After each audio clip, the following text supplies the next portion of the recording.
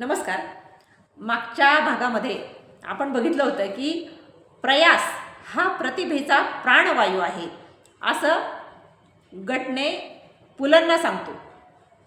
मग पुलं म्हणतात असं कोणी म्हटलंय? तर तो म्हणतो की केतकी पिवळी पडली ह्या पुस्तकातल्या स त कुडचेडकर ह्या लेखकानं लिहिलेलं हे वाक्य आहे. आता असा कोणी शिवाय तो त्या लेखकाला ख्यातनाम हा शब्द जोडतो आणि असा विचार करून पुलं म्हणतात असा कोणी ख्यातनाम लेखक आहे हे माझ्या गावीही नव्हतं. शिवाय हे पुस्तक म्हणजे केतकी पिवळी पडली हे नाटक आहे की कादंबरी आहे की आणखी काय आहे देव जाणे. पण त्या पुस्तकातली त्याला वाक्य मात्र पाठ होती गटण्याला. ह्या गटण्याची केस अगदीच हाताबाहेर गेली होती. गटणे त्यानंतर असाच सणासुदीला येत गेला.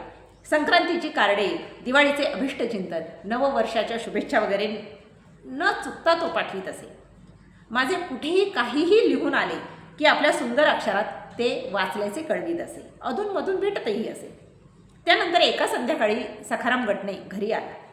नेहमीप्रमाणे नाकावर टोपी, हातात पिशवी असे त्याचे ते हडकुळे आणि डोळ्यावर घालीन लोटांगण वंदीन चरण असा भाव असलेले ध्यान येऊन दारात उभे राहिले.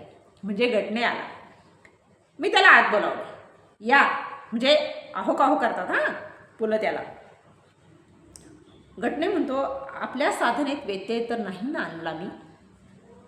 पुलं म्हणतात अहो साधना कसली, आरामात पडलो होतो मी.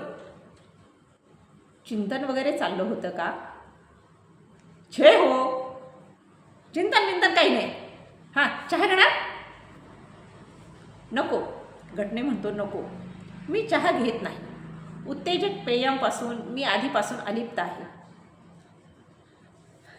आता ह्या मुलाच्या मेंदूत पाण्याचे फवारे सोडून त्यातून ही सारी साहित्यिक शब्दांची जळमटे धुवून काढता येतील का अशा विचारात मी पडलो.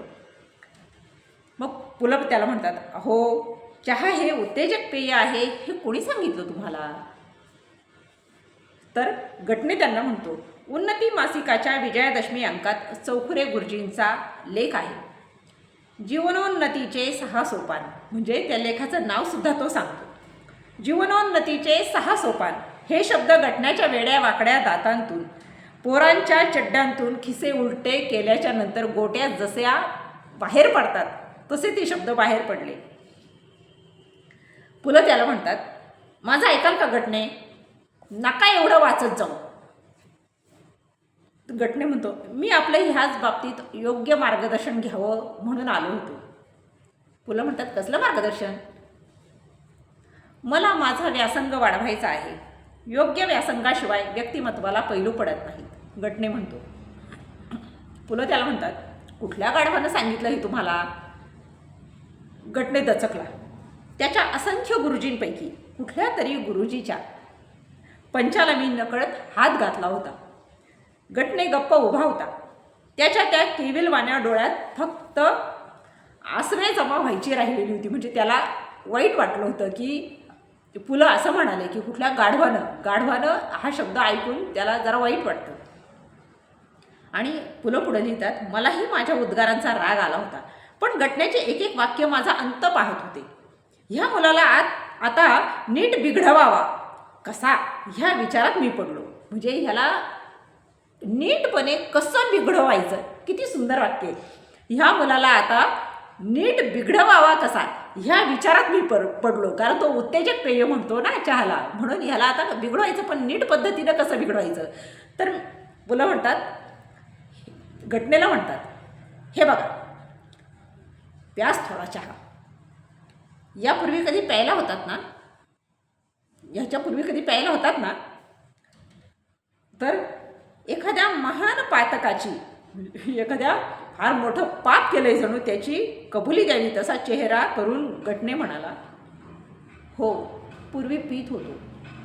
माझ्या आदेशानुसार तो चहा प्यायला. त्याच्या अनेक गुरुजींपैकी मीही एक होतो. चहा पिताना त्याच्या चेहऱ्याकडे पाहत नव्हते. सर्कशीत वाघाच्या ताटात शेळीला जेवायला लावतात त्यावेळी शेळीचा चेहरा कदाचित तसा होत असेल. म्हणजे भेदरलेला, आणि मी पुन्हा परत पाप करतोय, कुणी मला मारेल, वाघ येऊन खाईल की काय, इतका तो भेदरून गेलेला असतो. बाकी घटण्यात आणि शेळीत काहीतरी साम्य होते. शेळी झाडाची पाने खाते, हा घटने पुस्तकांची पाने खात होता. त्याला मी जी जी काही आठवतील ती पुस्तके लिहून त्यांची यादी दिली. पुलंनी ती यादी वाचताना त्याच्या चेहऱ्यावर विलक्षण कृतज्ञतेचा भाव दाटला होता. काहीतरी 20 पुस्तकांची ती नावे असावीत. ती यादी दिल्यानंतर घटने म्हणतो, ही मी वाचली आहेत. मी खुर्चीवरून कोलबडाईच्या बेतात आलो होतो. पुलं म्हणाली, सगळी? म्हणजे तू सगळी पुस्तकं वाचलेली आहेत का? ही मी जी 15-20 पुस्तकं दिली ती?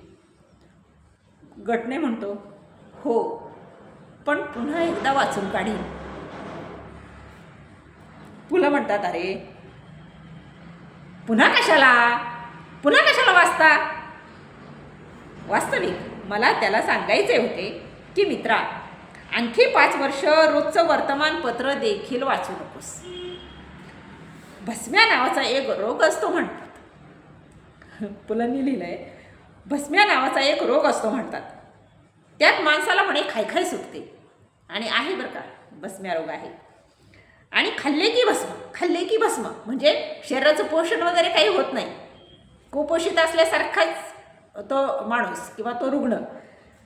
खाल्ले की भस्म अशी त्या रोगाची अवस्था होते. घटण्याला असलाच पुस्तकांचा भस्म्या रोग झाला असावा. ह्या मुलाला काय करावे मला कळेना. शेवटी मी माझे कपाट उघडले. पुलंनी कपाट उघडलं. त्यातली पुस्तके पाहिल्यावर खेळण्यांच्या दुकानात गेल्यावर पोरांचे चेहरे होतात तसा त्याचा चेहरा झाला. आनंद झाला त्याला. म्हणजे आता काय मला वाचायला मिळणार आहे, मी काय घेऊ. मला जुळी मुलं आहेत. त्यातला एक मुलगा तर लहानपणी, म्हणजे आता त्याला कपड्यांची जास्तच हौस आहे.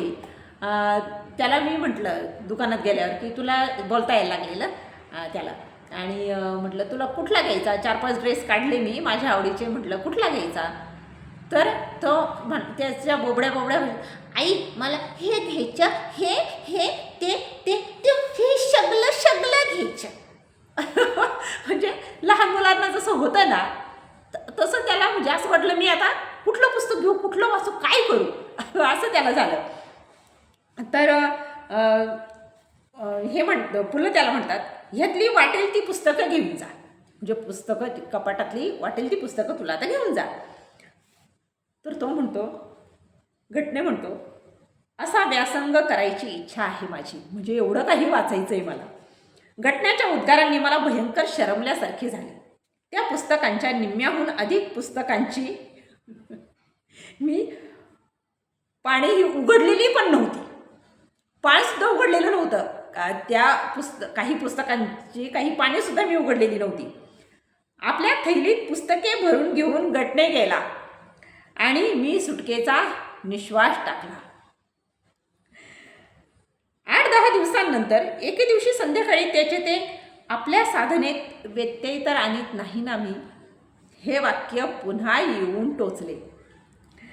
त्याच्या हातात पुस्तकांनी भरलेली पिशवी होती. घटनेने 8-10 दिवसात ती 1700-1800 पाने खाल्ली होती. म्हणजे त्यांनी जी शेळीची उपमा दिली ना ती अगदी योग्य होती की 8-10 दिवसात त्यांनी ती 1700-1800 पानं खाऊन टाकली होती, म्हणजे वाचून टाकली होती. हा म्हणजे अल्लाउद्दीनच्या दिव्यातल्या राक्षसाचाच प्रकार झाला होता.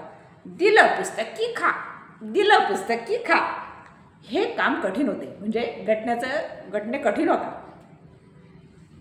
आता काहीतरी विचारायचं म्हणून पुलांनी त्याला विचारलं, कशी काय वाटली पुस्तकं?